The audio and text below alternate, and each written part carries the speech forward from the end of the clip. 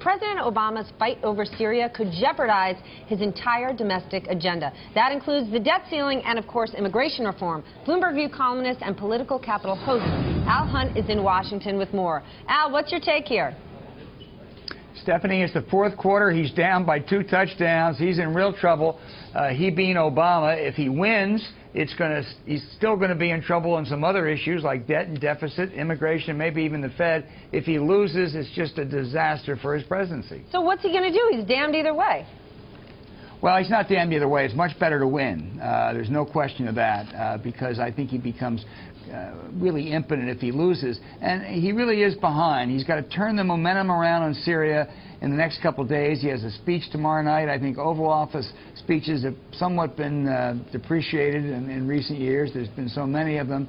But he's got to get all sorts of different groups ginned up, lined up, lobbying, the Jim Bakers, the Bushes, AIPAC, Hillary Clinton, because all the momentum, Stephanie, all the passion is on the other side right now. Al, is this the president's own fault? Well, certainly much of it is, Eric. He didn't consult much beforehand. I'm not sure how well they thought through things. In fairness, it must be said he was dealt a bad hand. There was no really good option to begin with here. When you say here, you mean specifically on Syria? Yeah, and even more so on the bigger issue of Iran, which is just looming in the background here. Look, well, hang on a second, Al, hang on a second. There were people heading into the election who said that the president didn't really have a cohesive Middle Eastern policy, and it was going to come back to haunt him.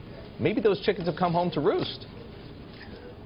I think that's true, and I also think it's true that we haven't had a cohesive Middle East policy in a long time, Eric. And what should be a cohesive Middle East policy now? That's what's so elusive. So hold on now. We're saying it's not the president's fault because others before him didn't have a good plan either? I'm not saying that. I'm saying that this is a war. Look, Iraq was a disaster. W took us into Iraq. It was a total disaster. And I think Assad is a thug. He's a criminal. He's used chemical weapons. But we are a very war-weary nation. We've been through Afghanistan, Iraq. We don't want to do it again, but we face a thug. So that's a tough choice. I don't think Obama's handled it well at all. I don't think he prepared for it. I don't think the policies worked terribly well. I don't think he consulted enough people before he made that decision 10 days ago. And all I was saying was he was dealt a bad hand. He hadn't played it very well.